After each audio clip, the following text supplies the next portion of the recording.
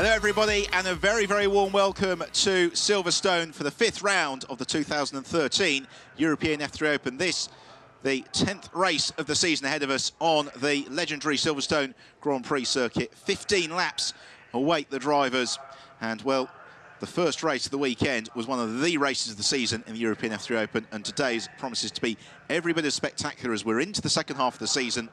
And this is the last round before the summer break, before the championship will be decided into September, October and November. Well, my name is Ben Evans, and it is a gloriously hot July day here. The temperature tipping 30 degrees and a large crowd basking in the sunshine and enjoying the feast of motorsport that's been offered up all weekend. The cars to the grid, getting ready for this second race of the weekend, and lining up in pole position is the Uruguayan superstar, Santiago Urrutia, just 16 years old, 4th in the championship, drove astonishingly yesterday to climb from 9th on the grid up to 2nd at the flag. He shares the front row with his RP Motorsport teammate, the championship leader, the tyre driver, Sandy Stuvik. Stuvik didn't quite convert pole position yesterday, he ended up in 5th at the flag, but it was an absolutely frenetic race. It really could have been one of any 6 drivers who was going to claim victory. In the end, though, it was Ed Jones, this man, the UAE driver, who scored the win, climbing himself up to 2nd in the championship in the process. A very mature drive from Jones yesterday, but also some breathtakingly brave overtaking manoeuvres along the way. It's an all-Westech row 2 of the grid, because in 4th position, the Canadian driver, Nelson Mason, 3rd in the championship standings. Mason, who has got 3 wins to his credit this season, including doing the double Jerez last time out. He was 3rd in yesterday's race as the grid just begins to clear and the countdown well underway as we prepare for this 10th race of the season from the European F3 Open. 5th on the grid, British driver Hector Hurst, already a race winner this season and the foremost of the Emilio Villotto Racing team drivers, and Hector would dearly love to score a strong home victory. Well, yesterday, Alexander Toril was very much in the hunt for the win, but eventually found himself being shuffled off the podium, despite at one stage of the race looking like the likely victor. So really only a matter of time, I think, before the young Spaniard stands atop the European F3 Open rostrum from 6th today on the grid. That is eminently possible. Alexandra Kugno's participation in yesterday's race was somewhat brief for the most. Contact with Emil Bernstoff on the first lap of the race put the Frenchman into retirement.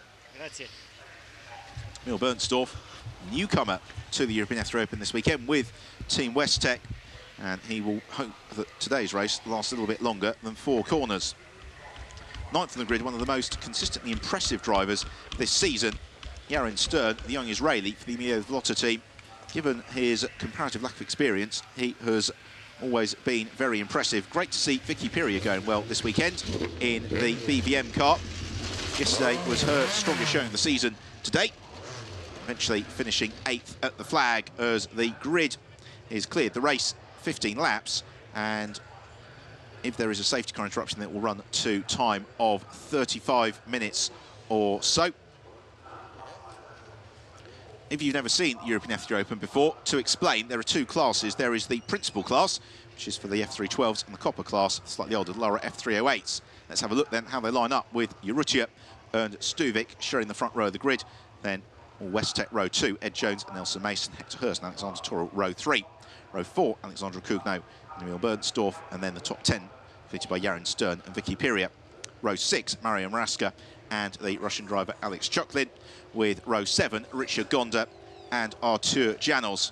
Then it's Andrei Saravia and Valerio Carballo from Tommaso Mencini and Che Wan Lim. Cameron Twynham, got lots of spectators here this weekend supporting him in 19th, and Gerardo Nieto rounding out the top 20. There's Pola, Lorenzo Paggi, row 11, and Igor Urian looking for a slightly quieter race day, starts in 23rd. Liam Venter, likewise, was an early retiree. The driver who knows this place well from his Intersteps days looked to climb up from 26th. Disappointing qualifying for Dennis de Bouden sees him in 30th. And Saud Al Faisal, who completes the mammoth 31-car field. Cars heading off on their formation lap around the 3.6 mile Silverstone Grand Prix circuit, a track that they will be looking to try and compete on in years to come as they move up through the single-seater ladder all the way through to Formula One.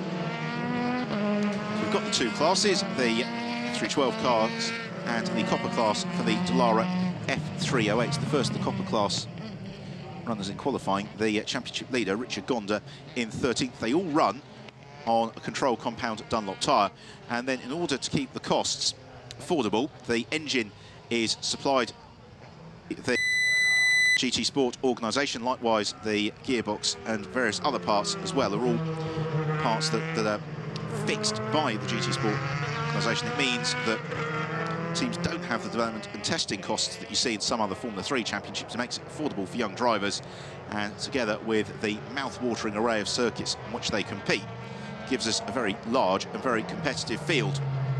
Yesterday's race was stunningly exciting, and quite a few of the GT Open drivers were saying last night they felt it was like watching a Formula Ford race because the cars slipped through each other all over the place. There were some very, very bold overtaking manoeuvres, but despite that, actually very little by way of contact, as the Sandy Stuvik fan club out in force.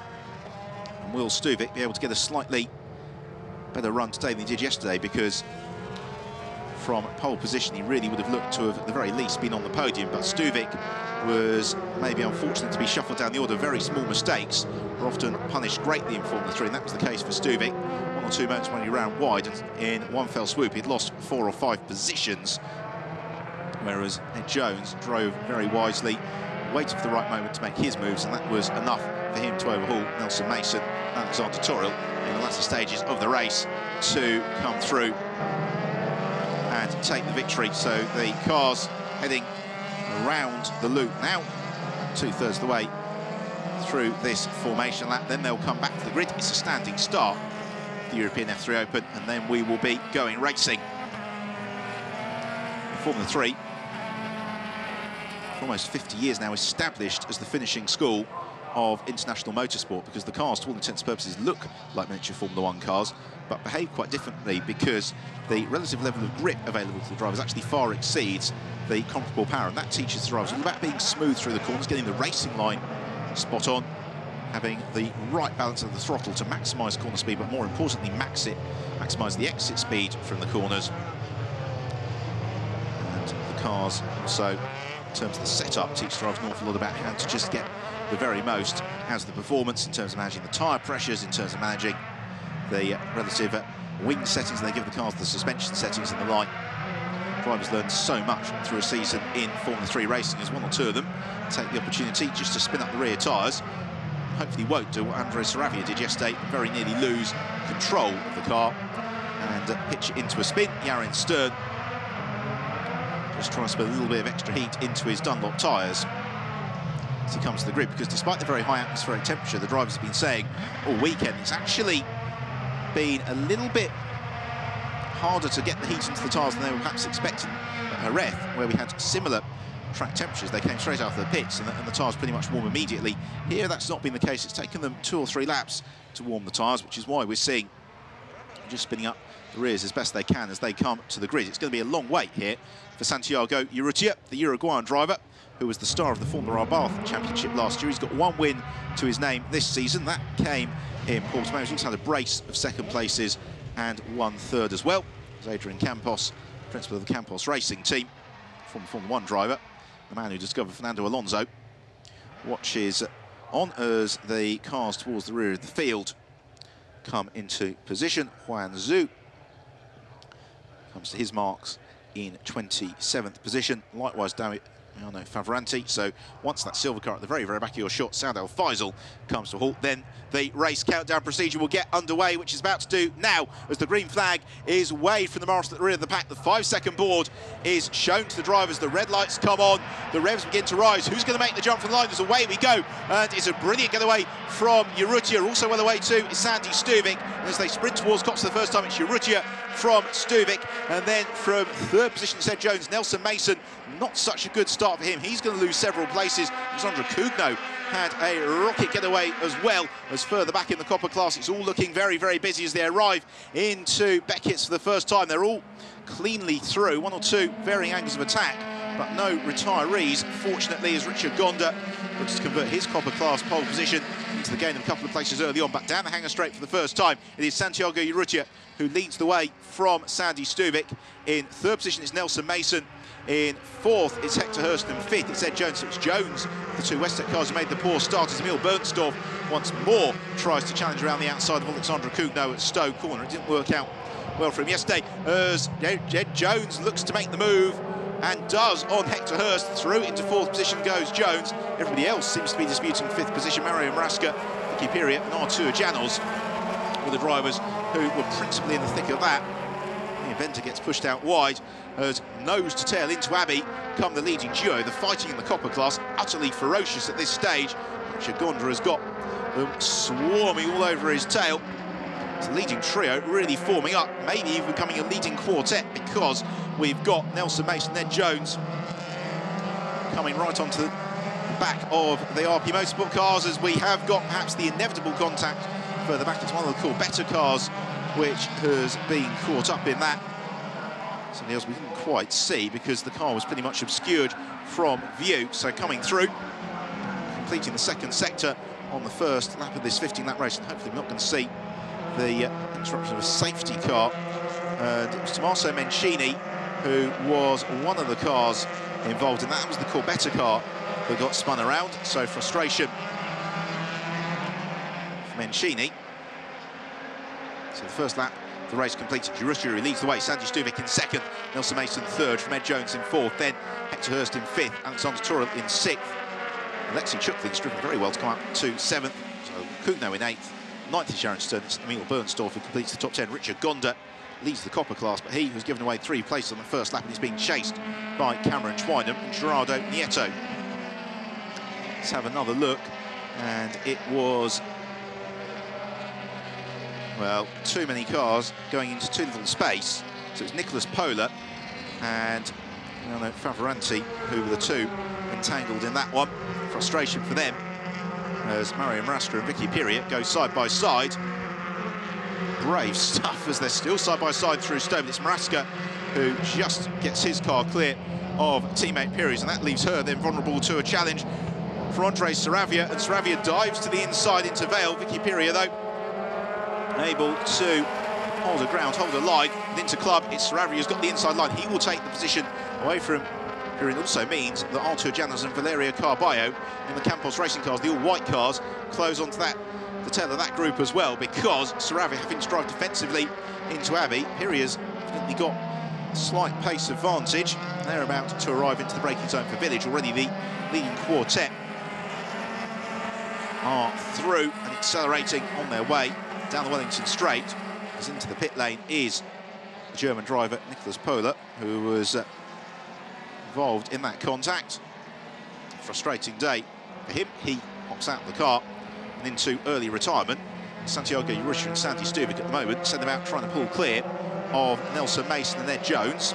So it's the 2 RP cars from the 2 Team Westec machines, and then Hector Hurst in the matte black Emilio Delotta car in 5th. He's got Alexander Torrell company with him in 6th. Then there's the gap back to Alexei Chuklin in 7th, who was busy defending from Alexandra Kugno, as running out very, very wide was Nelson Mason. Also, it would appear as if Chuklin's done exactly the same at Copse Corner, and they're going to have to be very, very careful here, because in qualifying this morning we had 96 reports of drivers exceeding the track limits, and a bulletin came out between qualifying and the start of this race which said drivers who are reported more than once for exceeding the track limits will be getting a drive-through penalty. And so that could change the complexion of the race a little bit later on, as Ed Jones thinks about lining up the move on teammate Nelson Mason.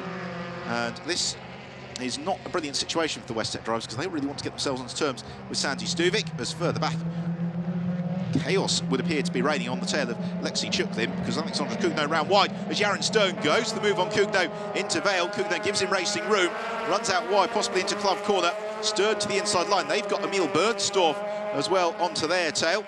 Emilio Delotta Senior watches on nervously. It's his cars very much thick of the action. That gives Alexandra Kugno momentary breathing space as Bernstorff looks to line up the move on Yarin Stern on the brakes into Village, and he's going to go for it and go through. Takes 9th position, Emil Bernstorff, driver who knows this circuit very well from his days racing in the British Formula Ford Championship. Also former McLaren Autosport BRDC Young Driver of the Year nominee, Emil Bernstorff. He now, though, will have to defend from Yarin Stern down the Wellington Straight. And it's Stern who goes wheel to wheel with Bernstorff. Bernstorff's going to have the inside line, though, for Brooklands, and holds on to that 9th position. It gives Kugno, though, momentary breathing space and his opportunity to chase down Alexei Chuklin. And for Chuklin, he'll be looking for a strong result, because if he stays where he is, it'll be his 3rd best finish of the season. There's still the Westtech cars flying in formation in 3rd and 4th. This time it's the turn of Ed Jones to run very wide at Copse Corner. All the while, though, the RP Motorsport cars of Santiago Urrutia and Stadi Stuvik just moving clear. Urrutia's advantage over Mason at the line was 2.4 seconds. Stuvik following in formation. Then you can see that big gap back in the air to Nelson Mason. He's then got Jones behind him, and Jones just having to give some consideration to the progress of Hector Hurst on his tail. So got the BVM cars back running with each other and doing battle. Sandy Stuvik, well, I wouldn't say he's content to follow in behind Santiago Urrutia. At the same time, Stuvik has just metronomically racked up the good results this season. His lowest finish is 5th. He trips to the podium as well along the way. So 2nd position in terms of his championship challenge. Well, he will gain points over his nearest rivals, Nelson Mason and Ed Jones, but at the same time, he'd very much like to finish ahead of teammate Urrutia. Urrutia, though, hasn't won a race since May, so he would like to be back atop the rostrum. As Nelson Mason just a little bit sideways as he plants his right foot coming through the loop. It doesn't really leave him vulnerable to a challenge from Ed Jones, though, as Hector Hurst and Alexander Toril join that battle, taking the slipstream to try and close in on Santiago Urrutia. The problem being, the cars behind just give off dirty air, and if you follow in too close to the car in front, you can very briefly, but before too long, you're overusing the tyres, the car begins to understeer, and you lose touch again. And this early in the race, unless Sandy Stuvik really feels that he's got the pace on Santiago Urrutia, then he doesn't want to get too close. He wants to keep just a little bit in reserve for the latter stages of the race, as Nelson Mason has a huge moment at Copse Corner, and amazingly, it doesn't cost him too much time. The car snapping sideways, looked like he was going to be having a huge spin for a moment, but he gathered it up and actually hasn't lost an awful lot of time in relation to Ed Jones. Last time around, though, Sandy Stuvik was fractionally quicker than Santiago Urrutia. Stuvik did the very fastest sectors 1 and 2 of the race. So there is Mason in 3rd, pushing very, very hard to try and pull clear of Ed Jones. Jones has got Hurst and Toril for company. Then we've got the gap back to Alexei Chuklin, who has got Alexandra Kugno, Emil Bernstorff and Yarin Stern on his tail. Catch a glimpse of the Copper Class leader, Richard Gonda. Here is that moment from Nelson Mason. And what he tried to do was change direction when the car had 3 or 4 wheels on the AstroTurf. And that is very, very, very slippery. And that's what pitched the car sideways. And Mason, having a particularly good lap now, he's been caught quite rapidly by Ed Jones. So we may, in due course, see that switch for 3rd and 4th position. Still, the RP Motorsport cars flying in formation. Then we have got the Mason and Jones battle. And contact, and it's Nelson Mason who makes contact with Hector Hurst. Hurst emphatically out of the race, so Ed Jones out of our view heard past Nelson Mason, who then turned across Hector Hurst, and Hurst, you can see, has damaged the front right suspension. The wheel is all askew. His race is over. Mason's could well be as well, and that may prompt the intervention of a safety car here, because those 2 cars, if they're not recoverable, are in a pretty exposed position. It's not the work of a moment for the Silverstone marshals to recover them. So 1/3 race distance gets reeled off by Urrutia and Stuvik. As we have another look at it, Mason just turned across Hector Hurst. It was an optimistic move from Hurst, who is enormously frustrated almost before the cars come to a halt. He's got his hands in his helmet. Thinking, what on earth was all that about? The tall figure of Hector Hurst stalks away from the cockpit. Nelson Mason has been able to recover. First car, though, remains in situ. It's down the hangar straight, then comes the slightly depleted leading group. It's still Santiago Urrutia from Sandy Stubik. Then the gap back now to Ed Jones in third position. Fourth is Alexander Toril. Not even inside the top 24 was Nelson Mason. So now it's the turn of Emil Bernstorff to try and challenge Alexandre Cugno, who gets two wheels on the grass on the way into Stowe Corner, runs a little bit wide as a consequence, and Bernstorff, though, not able to quite challenge Cugno. All the while, the pair of them coming back towards Alexei Chukvin, who has found himself promoted up into fifth position. Should match his best result of the season as Nelson Mason is in the pits. And given the damage that was done to Hector Hurst's car, inspection of the rear suspension underway, he's got a puncture at best. He's also going to have no points as a result of today's outing, because even if he does recover, then there's opportunity to gain ground. Right, the fight for fifth is getting very, very close here, because Cugno asking all the right questions of Alexei Chukvin. They've got Emil Bernstorff right on their tail. In terms of the circuit knowledge, well, that's advantage Bernstorff. And here's Formula Ford running. In terms of knowledge of the Formula 3 machinery, well, that's the two cars in front. As Cugno's got the run on Alexei Chukvin, and Chukvin covers the inside line as they arrive into Brooklands, and around the outside swoops Alexandre Cugno, or does he?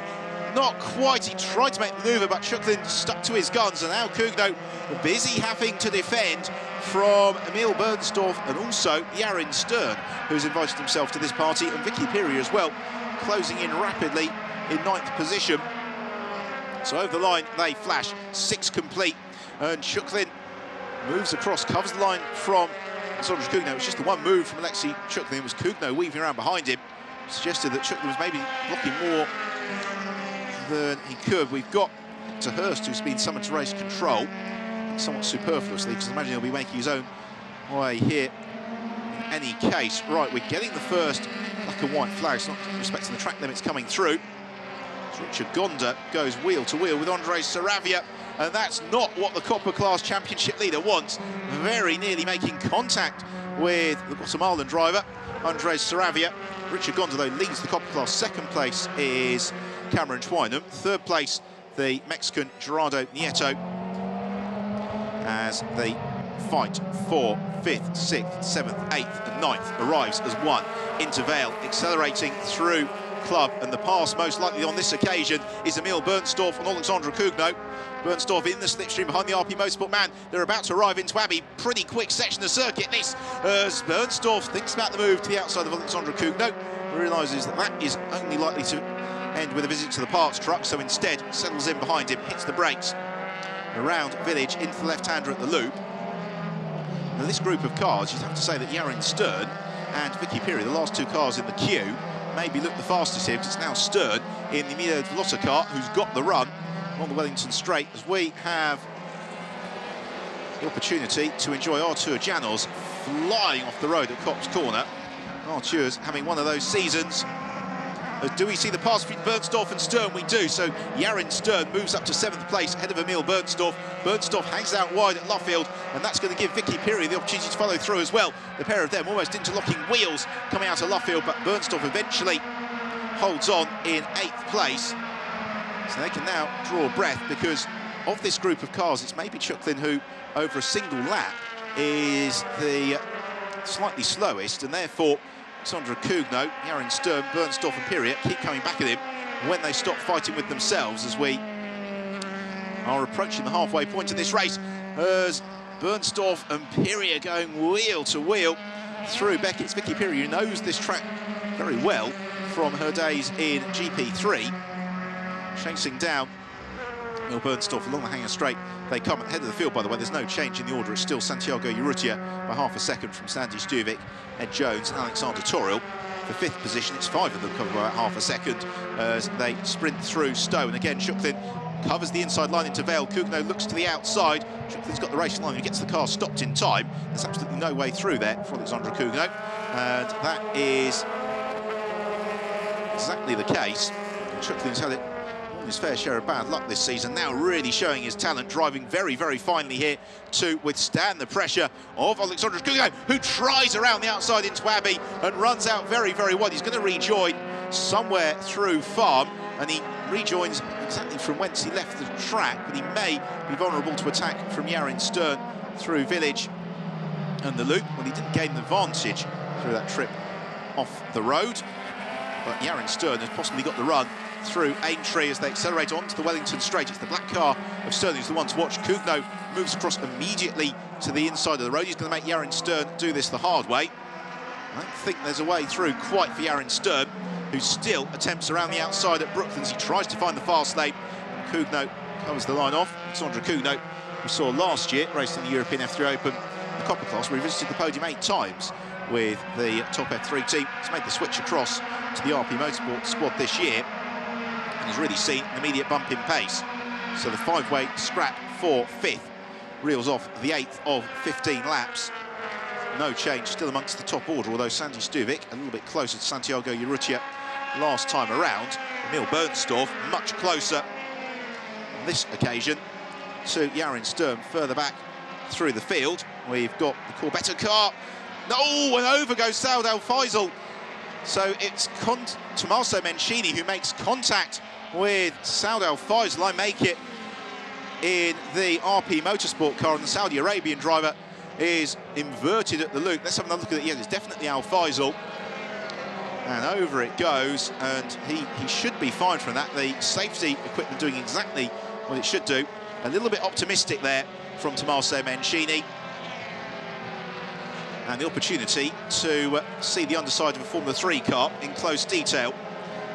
Very unfortunate incident, and really the consequences far outweighed the mistake. There's Al Faisal, he's completely fine. That's the most important thing. So the former Radical star in the Middle East having a frustrating season, and the marshals again set about trying to recover the sister RP Motorsport car of the race leaders, Santiago Urrutia and Sandy Stuvik. The pair of them continue to fly in formation, and I just wonder whether or not Sandy Stuvik's got something up his sleeve here, because he's able really to stay on the tail of Urrutia at ease here, and Urrutia's not been able to pull away at any stage in the race. Santiago Urrutia, who is an absolute superstar back in Uruguay, he is, over the summer break, he's doing something like 10 different magazine interviews and television interviews for various magazines and television stations back in Uruguay. Certainly Uruguay's most promising single-seater prospect since the late, great Gonzalo Rodriguez, something like 15 years ago. And Urrutia, still in his teens, already catching the eye of 1 or 2 Formula 1 teams, very much seen as a star of the future. And this is the sort of the drive that really impresses the team bosses on up through the motorsport ladder, under sustained pressure, just doing what he needs to do. And he's actually opened out a slight advantage over Sandy Stuvik on the course of the last lap or so. I'm pleased to see at the moment that it doesn't look as if we're going to have the interruption of a safety car for the inversion of Saud Al Faisal's car. The marshals, as ever, doing a great job. What it means, though, is the fight for 5th is as close as it ever was. And now the second of the BVM cars, they're the white and orange machines, has a Mario Mrasca looking to join the party. Right, once more, super slow motion. And Tommaso Mencini makes contact with Saud Al Faisal. Al Faisal inverted. The safety structures of the Lara F3A doing exactly what it needs to do. RP Motorsports squad unimpressed by that, but it's always the risk in single-seater racing. You can see the wheels protrude from the edge of the chassis. If you interlock wheels, tyres rub against each other, then cars can get launched. In the Copper class, by the way, it is still Richard Gonda who leads the way, the Slovakian from Cameron Twine, and all of his fans will be delighted with that. And then Gerardo Nieto, who was very unfortunately involved in an incident at Nürburgring earlier in the season, also had an incident at Jerez last time out, but able to get a clean run in today and really showing his true pace as the fight for 5th once more sprints down the Wellington Straight. And again, Alexandre Kugno thinks about challenging Alexei Chuklin. Likewise, Yarin Stern busy defending from Emil Bernstorff. They've only got 5 laps now to sort themselves out. This is Formula 3 racing at its very, very best of the circuit that really lends itself to excellent racing from the F3 cars, because they're able to slipstream each other. There's that mixture of high speed, mid-speed and slow corners. And that's why we're seeing the close racing that we are.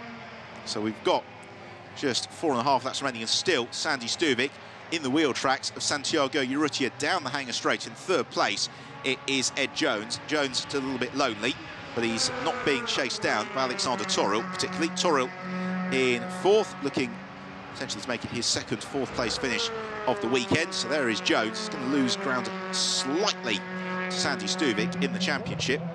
Stuvik has been leading all the way since Paul Ricard in terms of the championship standings. With just 3 rounds to go, will he be able to take it all the way through to claim the crown in Barcelona, if not before? Right, fight for fifth. Any change in order? No, there isn't. They're all still very, very close to each other's tails. So it's the black car with the blue helmet, Lexi Chuklin, ahead of the multicoloured car of Alexander Kuna, then the black machine with the green and white helmet of Yaron Stern, the blue car of Emil Bernstorff, and then the white and orange car of Vicky Piria.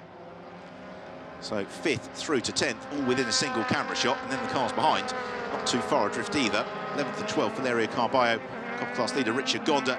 And this is magnificent driving from Alexi Chuklin, because he is able to have the car in all the right places at all the right times, whilst not slowing him down too much either, because it's always the temptation when driving defensively just to basically hog the inside of the track, which is successful for the odd corner or so, but it really does slow you down over the course of a lap. So for Chuklin not to leave himself vulnerable to attack along the straights like this is very fine stuff. But now Kugno looks to make the move into Brooklands. He's got the outside line and through he goes past Chuklin, so he was able to get the slipstream on the Wellington straight on that occasion, moves up into 5th and now sets about trying to pull away from Chuklin, who immediately has the sister car from the Emilio Devolotto squad of Yaron Stern filling his rear view mirrors, and also Emil Bernstorff lurking with intent as well. Chuklin just moves across, covers any sort of it that Yaron Stern would have made to climb up to 6th into Copse Corner. Both of them run ever so slightly wide as we move towards the latter stage of this race.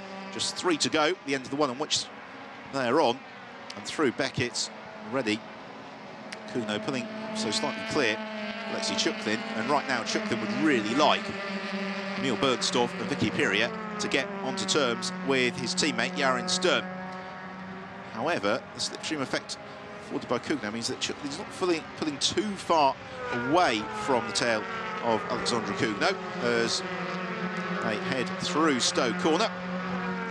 Accelerate on towards Vale, heavily onto the brakes.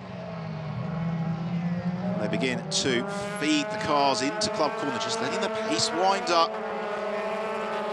And then past the Grand Prix pit complex, the wing complex, into the very fast Abbey Corner. So the top 5, slight change in the order, with Kugno moving up to 5th ahead of Alexi Chuklin. Otherwise, the top 10 remains as was. No, Yaron Stern now asking all the right questions as Chuklin arriving into Village and around the loop, as Santiago Urrutia and Santi Stuvik still just on the cusp of doing battle with each other here. Around Luffield they come to complete the 12th of 15 laps. So Urrutia, who's also got the fastest lap of the race, to his credit, as Chuklin and Yaron Stern go wheel to wheel, and it's Stern who's got the inside line into Brooklands. Chuklin, though, trying to hold on around the outside, and he can't quite do it, loses the position to Yaron Stern, so Stern goes 6th, Chuklin slips into 7th, and now he's got Emil Bernstorff right on his tail as well. Bernstorff already immediately in the slipstream as they sprint along the start and finish straight on to start the 13th lap of the race, and Bernstorff looking to make the move into Copse Corner, and Chuklin chops across his bows at the last moment. Bernstorff with the front downforce, then runs out wide through Copse, and that immediately leaves him vulnerable to a challenge from Vicky Piria. So through Beckett's they come, and it's now Piria in the BVM car who closes in on the tail of Emil Bernstorff. If she can get the good run out to Chapel Curve, which she does, then she can take advantage of the slipstream and follow in behind Emil Bernstorff down the hanger straight and possibly look to challenge into Stowe Corner. Is she close enough? The camera angle shortens the distance slightly, but certainly the way that Bernstorff preemptively moves to the inside of the road nice and early for Stowe would suggest that Vicky Piria was in within a chance of making the move. And then Mario Marasca also looking to join in. The Marasca thinks about overtaking Piria into Vale, and the last thing the BVM team want to see is their 2 drivers tangling with each other. So Marasca backs out of that move as the fight for 5th momentarily loses a little bit of its intensity, but I'm sure that they'll all be concertinaing up on each other very shortly, at the very back of the shot, you can also see Valerio Carballo and Richard Gonda busy doing battle. It's still second in the copper class, Cameron Twynham from Gerardo Nieto. Sandy Stuvik and Santiago Urrutia continue this enduring fight to lead the race. And Stuvik, it's the first time that we've seen he maybe wasn't quite as smooth as he should have been there, because he was just a little bit offline on the exit of Brooklands. He was a little bit late on the brakes for Luffield, as he was increasingly anxious to move clear of Santiago Urrutia, who goes into the penultimate lap of the race now. And the RP Motorsport team watch on nervously. What they want is a 1-2. What they don't want is a none-2, as their two drivers tangle with each other. Therefore, while Sandy Stuvik obviously will do everything he can to move clear of Santiago Urrutia, he'll also be mindful he doesn't want to clatter into his teammate and eliminate both of them from the race. Out to Chapel Curve, and onto the hanger straight then for the penultimate time. And Stuvik is not going to be close enough to challenge Urrutia this time around into Stowe Corner. He'll use the slipstream to close in on him a little bit, but he's still probably 4, 5, 6 maybe car lengths too far back. So around the right-hander at Stowe, the pair of them go. And just down, dip, over the brow of the hill, into the braking zone for Vale. You can see how hard Urrutia is pushing. He's really using all the road, maybe a little bit more of it. Sandy Stuvik, he's got the box seat here. He's just able to apply the pressure. He's really making Stuvik work for this one, because Stuvik's not romped off clear. They've been separated by about half a second, no more than that, throughout the course of the race, as the pair of them turn into Abbey. And then out of Farm, on towards Village, where Stuvik closes up on the brakes. He's just got to think tactically here, Sandy Stuvik. This is what cost him really the chance for podium yesterday, is that he was challenging maybe where he didn't need to, and it was costing him the run on some of the straights, because we've seen throughout the course of the weekend the best overtaking opportunity is at the end of the straight. They're currently on the Wellington straight. That's where Sandy Stuvik needs to be right underneath the rear wing of Santiago Urrutia to challenge him into Brooklands, and he's not close enough on this occasion.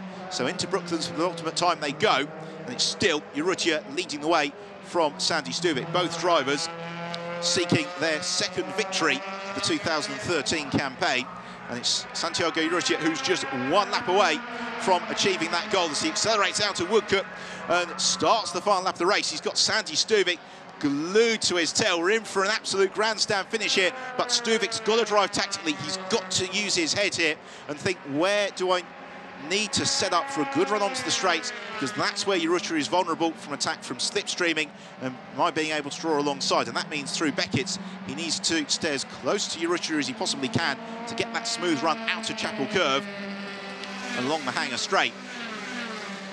The RP team watch on nervously.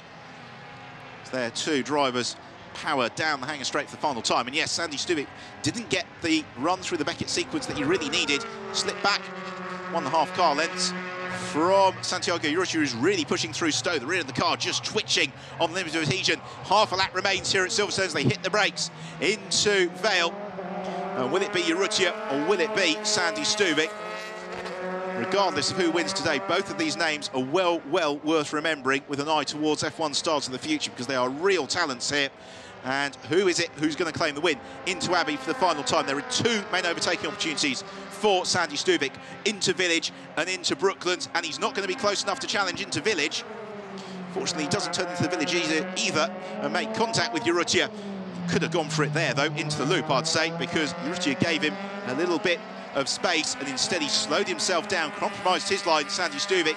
It means he's too far back from Santiago Urrutia to try into Brooklands for the final time, unless he wants to be incredibly bold on the brakes. He's a car length too far back to challenge, but he goes for it nonetheless, jinxed the inside line, but that was a half-hearted move, and Santiago Urrutia has just got to negotiate Luffield, and then he is all set for his second win in the 2013 European F3 Open. He accelerates into Woodcote for the final time of asking.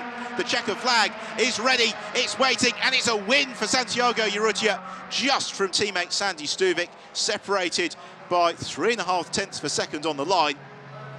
And then in third place for Team Westtech, it is Ed Jones, who scores his second podium of the weekend to bookend yesterday's race victory. It's a brace of fourth places on his visit to Silverstone for Alexander Toril.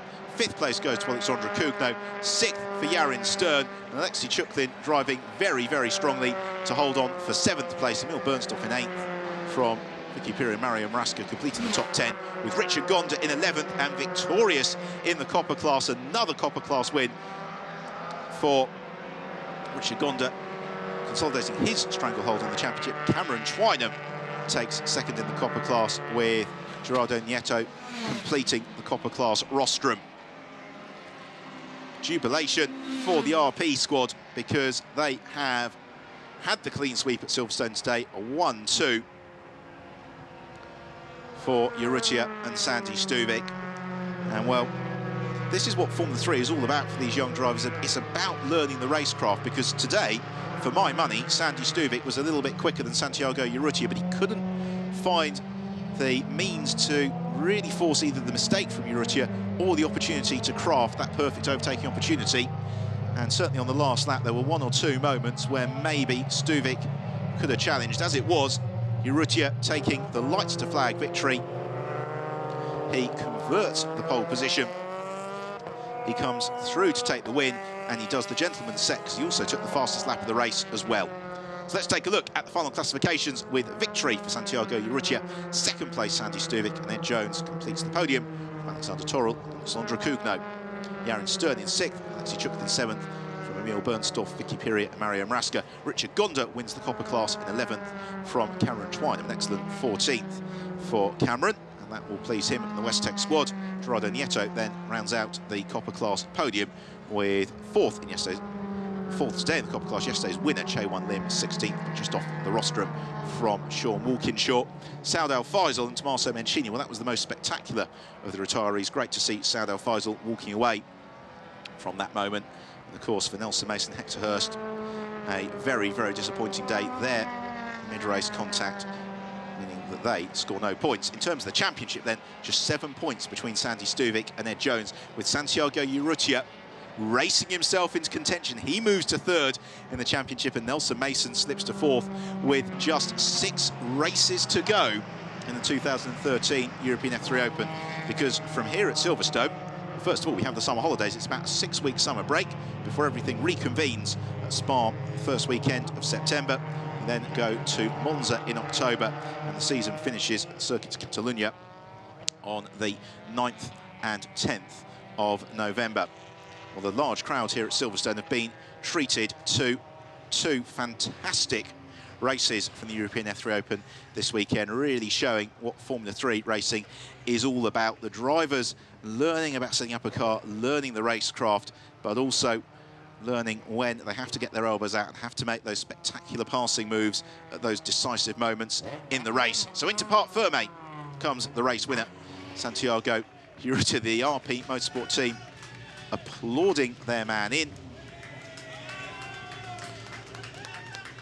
And Urrutia delighted and overjoyed with that. I have to say that the way that Urrutia's season is coming together, reminiscent of last year's champion Nicolo Schiro, who had the difficult start to the season, but then it all came good. He had the wins at the right time.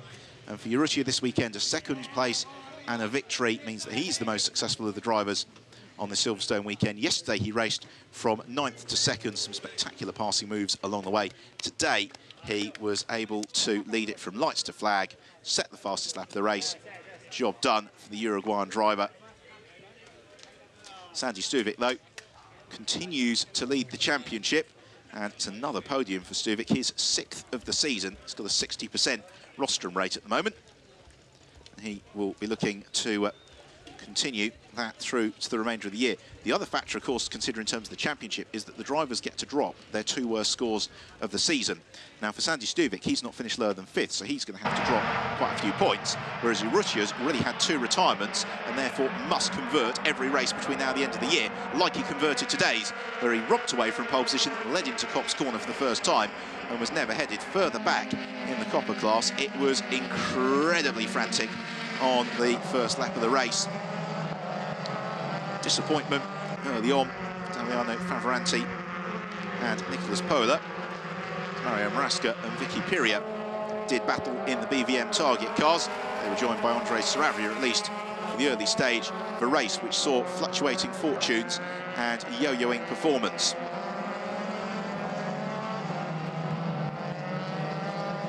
Emil Bernstorff, one of the stars, as he did battle for the lower top 10 positions, as at the front of the pack, flying formation Urrutia and Stuvik.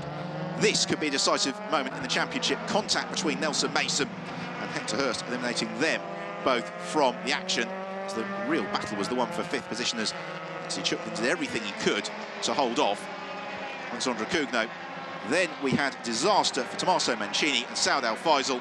Al Faisal inverted spectacularly at the loop. Fortunately, both drivers escaping without injury, as Santiago Urrutia led all the way to the flag and his 2nd win of the season. Delighted Urrutia, delighted Sandy Stuvik, who followed him through over the line, with Ed Jones completing the podium, and Copper class honours going the way of Richard Gonda. Drivers announced onto the podium.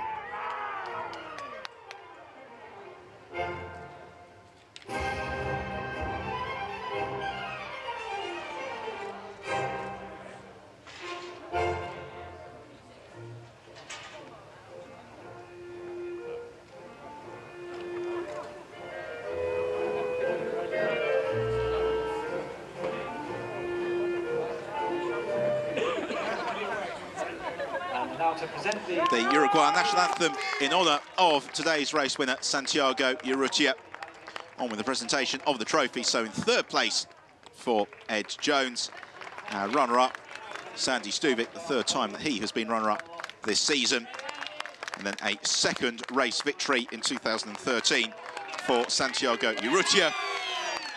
He's got the Schumacher jump perfected already, and then the winning team, RP Motorsport. The drivers posing for the photos atop the rostrum. And then it's time, after a hard weekend's racing, to make merry with the champagne. And Urrutia wins that race as well. Celebrations on the podium, the mechanics in pit lane being doused. And well, Santiago Urrutia, perfect drive for him today, and sets him up very nicely in the championship battle with Sandy Stuvik, Ed Jones and Nelson Mason.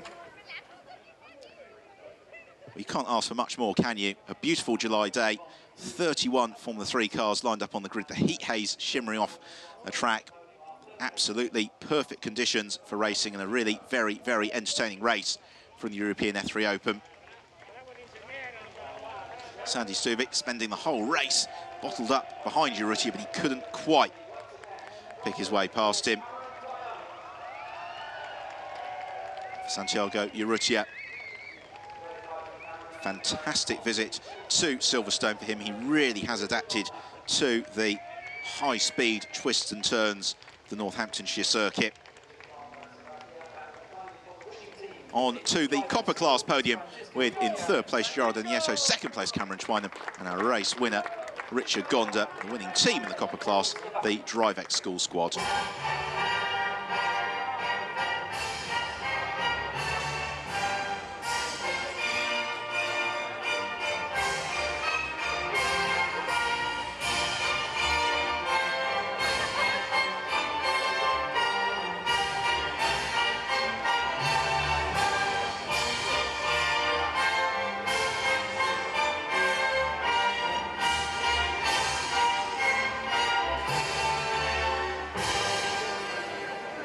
Slovakia national anthem for Richard Gonda, our winner of the Copper class, and like Kevin Giovisi last year, beginning to really want to run away with the Copper class championship. Gerardo Nieto, celebration, new sponsorship from Telmex, Cameron Twynham.